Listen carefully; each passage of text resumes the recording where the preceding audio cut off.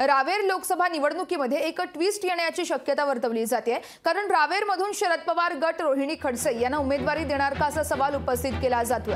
तर रावेरमधून नणंद विरुद्ध भाऊजाई सामना होणार का असा सवाल या निमित्ताने उपस्थित केला जातोय। पवार गटाचे जयंत पाटील यांनी एक मोठं वक्तव्य केलंय। बारामतीनंतर आता रावेरमध्ये देखील नणंद विरुद्ध भाऊजाई हा सामना बघायला मिळणार का असा सवाल या निमित्ताने उपस्थित झालाय। रावेर लोकसभा निवडणुकीत त्यामुळे आता ट्विस्ट येण्याची शक्यता आहे, कारण रावेरमधून शरद पवार गट रोहिणी खडसेंना उमेदवारी देणार का असा सवाल उपस्थित केला जातोय। तर रावेरमधून नणंद विरुद्ध भाऊजाई सामना होणार का असा देखील सवाल या निमित्ताने उपस्थित केला जातोय। पवार गटाचे जयंत पाटील यांनी एक वक्तव्य केलं आणि त्यानंतरच आता हा सामना रंगणार का अशा चर्चा देखील रंगत आहेत। बारामतीनंतर रावेरमध्ये नणंद विरुद्ध भाऊजाई सामना रंगणार का असा सवाल या ठिकाणी उपस्थित केला जातोय। रक्षा खडसेंना त्यांनी ज्या उमेदवारी दिलेली आहे, आपली रात्री काल जे उशिरा बैठक झाली या संदर्भात आपल्याकडनं कोण एकूण रावेर लोकसभा मतदारसंघासाठी उमेदवार असतील? हे सगळे जळगाव जिल्ह्यातले सगळे मान्यवर नेते आले होते, सगळ्यांची चर्चा झाली। पुन्हा एक राऊंड छोटासा उद्या परवा होईल आणि मग आम्ही निष्कर्षापर्यंत येऊ। पण खडसे घरातले रोहिणी खडसे उमेदवार असू शकतात महाविकास आघाडीचे? असू शकतात, कारण सर्व काल सगळ्यांचा जागर त्यांच्या नावाने होता।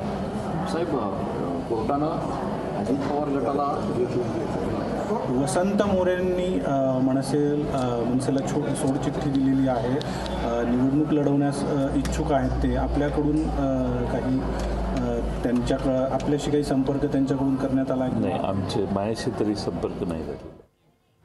तर रावेर लोकसभा निवडणुकीत नवा ट्विस्ट येण्याची शक्यता वर्तवली जाते। या संदर्भात आमचे प्रतिनिधी मंगेश जोशी यांनी रक्षा खडसे यांच्यासोबत संवाद साधला आहे, आपण तो ऐकूयात।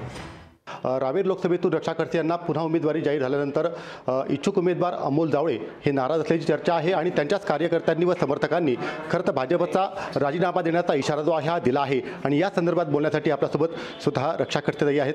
तर काय सांगाल, ज्या पद्धतीने आपल्याला उमेदवारी जाहीर झाल्यानंतर जे आहे इच्छुक उमेदवार अमोल जावळे हे नाराज असल्याची चर्चा आहे?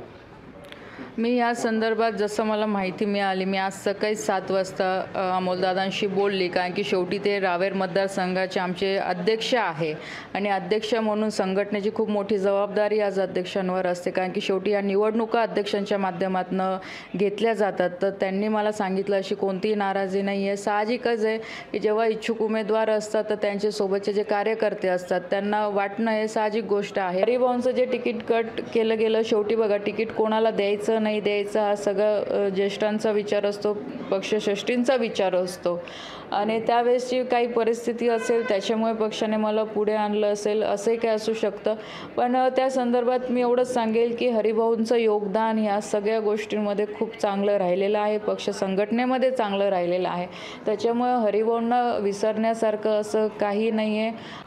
नक्कीच, खरं तर ज्या पद्धतीने नाराजी नाट्य जे आहे ते समोर आलेलं होतं, इच्छुक उमेदवार ज्याचे नाराज झाल्याचं पाहायला मिळतं, त्यामुळे कार्यकर्ते असतील, पदाधिकारी असतील, यांची कुठेतरी नाराजी दूर करण्याचा प्रयत्न आपण करणार असल्याचं मत जे आहे रक्षा खडसे यांनी व्यक्त केलं आहे।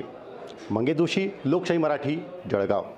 रावेर लोकसभा निवडणुकीत ट्विस्ट येण्याची शक्यता आहे, कारण रावेरमधून शरद पवार गट रोहिणी खडसे यांना उमेदवारी देणार का असा सवाल उपस्थित केला जातोय। त्यामुळे आता रावेरमधून नणंद विरुद्ध भाऊजाई सामना होणार का असा देखील सवाल उपस्थित केला जातोय। पवार गटाचे जयंत पाटील यांनी एक वक्तव्य केलंय आणि त्यानंतरच या चर्चांना उधाण आले। बारामतीनंतर रावेरमध्ये नणंद विरुद्ध भाऊजाई सामना रंगणार का असा सवाल या निमित्ताने उपस्थित झालाय।